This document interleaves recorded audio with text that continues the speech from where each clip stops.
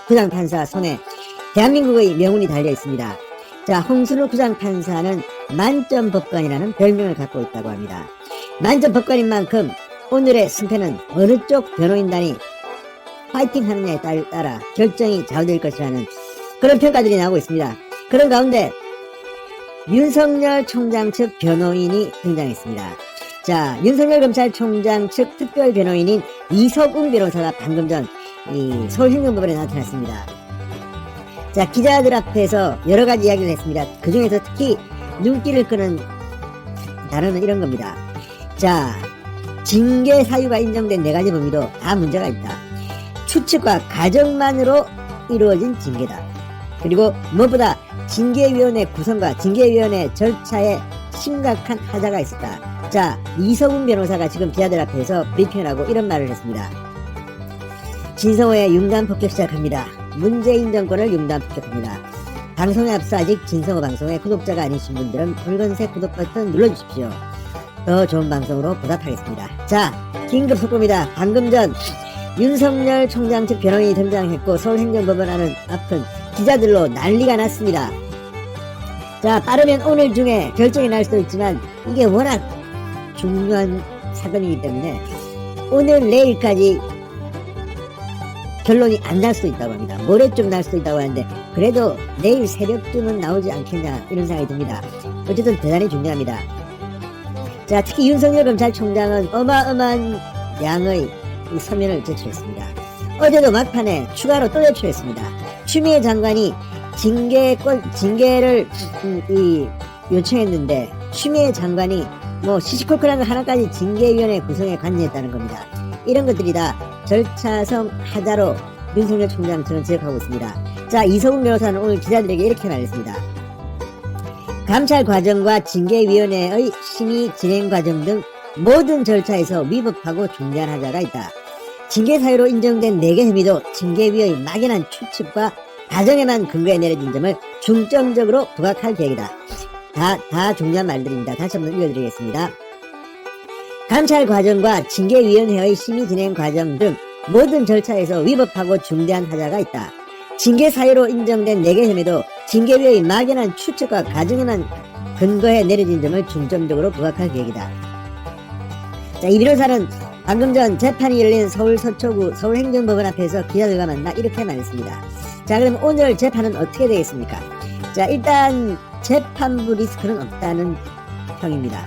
자, 판사 때문에 이 재판 결과가 좌지우지되는 그런 일은 별 가능성이 없다는 겁니다. 예를 들어서 우리법 연구회 출신이라든지 특정 정치 성향이 아주 물든 사람들, 아주 이상한 판결을 내는 판사들이 간혹 있습니다. 그런데 이번 홍순욱 부장판사는 그런 일은 아닙니다. 적어도 홍순욱이 맡은 만큼 누가 법정에서 더 잘 싸우느냐에 따라서 판단이 나올 가능성이 높다고 법조계에서는 보고 있습니다. 자, 중앙일보가 홍순욱 부장판사의 사후경선 동기판사에게 재판 전망을 물어봤더니 이런 답을 내놨다고 합니다. 자, 홍 부장판사는 판결은 깔끔하기로 정평이 나있다. 양측 모두 법원을 탓하긴 어려운 상황이 됐다. 이렇게 이 판사는 말했습니다. 자, 홍순욱 부장판사는 2013년 서울연회 법관평가에서 만점을 받은 판사입니다. 당시 서울 내에서 만점 법관은 단 2명뿐이었다고 합니다. 자, 매년 법관평가를 하지만 만점 법관은 드물다고 합니다. 자, 오늘 제일 관건은 윤석열 총장이 직접 이 심리에 참석하느냐는 여부였는데 윤 총장은 참석하지 않기로 결정해서 오늘 참석하지 않았습니다. 윤 총장 측에서는 이완규, 손경식, 이석웅 변호사가, 법무부 측에서는 이옥형 변호사와 법무부 국가성모과 소속 변호사들이 참석합니다. 이옥형 변호사는 지난번 이 추미애 장관의 윤 총장 직무정지 이 결정에 대한 집행정지 신청 사건에서 윤석열 변호사 측에게 참패를 당한 적이 있습니다. 이번에 2번째 만납니다. 그때 그 멤버 그대로 만나는 것으로 보입니다. 지난 1일에는 추미애의 이 윤 총장 직무정지 재판 때는 윤석열 총장이 압승을 했습니다. 이번에는 2번째입니다. 이번에 어떻게 될지 지켜보겠습니다. 이번에도 추미애 측이 법적으로는 상당히 불리한 것으로 보입니다. 그러다 보니까 자꾸만 문재인 대통령이 제가 있다는 것을 강조하는 모양인데 이 점에서 청와대는 선을 긋고 있습니다. 우리는 그냥 재량권이 없다. 법무부가 제청한 대로 그대로 사인해 있을 뿐이다. 우리가 뭐 이 징계 수위를 올리거나 낮추거나 할 권한도 없고 관례에 따라서 우리는 그냥 사인만 해줬다는 입장입니다. 추미애 장관측은 조금 떨떠름하겠습니다. 자, 어쨌든 문재인 대통령에게 책임을 넘기면서 문재인 대통령이 재가를 했는데 이걸 법원이 받아주면 뭐 국가의 안정성이 떨어지고 뭐 이런 주장을 지금 하고 있습니다. 그러나 어쨌든 홍순욱 부장판사가 얼마나 차분하게 법리적 판결을 하느냐가 오늘의 관건으로 보입니다. 자, 오늘 신문에 이 지난달과 달리 박은정 감찰 담당관은 나오지 않을 것으로 보인다고 합니다.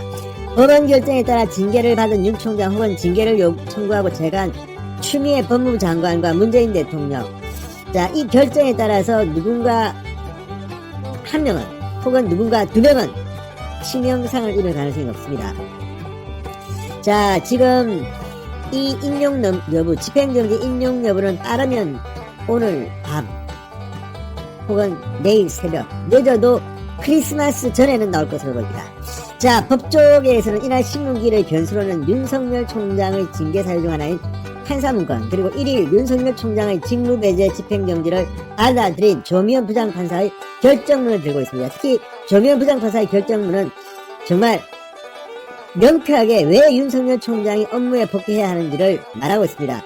같은 논리로 홍순욱 부장판사도 윤석열 총장의 업무 복귀를 법리적으로 판단할 가능성이 높습니다. 그러나 관건은 바로 문재인 대통령입니다. 그리고 판사문건입니다. 자, 지난 16일 새벽에 결론이 나온 윤 총장의 징계위원회에서 판사문건은 윤 총장의 핵심 징계 사유였습니다. 일부 위원들은 윤 총장의 해임까지도 거론했다고 합니다. 그러나 이 문건에 대해서 판사회의에서는 정식 안건으로 채택하는데 반대했습니다. 80% 정도가 반대했습니다. 따라서 이것도 큰 요소는 되지 못할 것으로 보입니다. 자, 이제 중요한 것은 이겁니다. 윤 총장이 왜 2달 동안 정직당하면 안 되느냐? 정말 중요한 겁니다. 그러니까 윤 총장이 있고 없고가 뭐가 차이가 나느냐?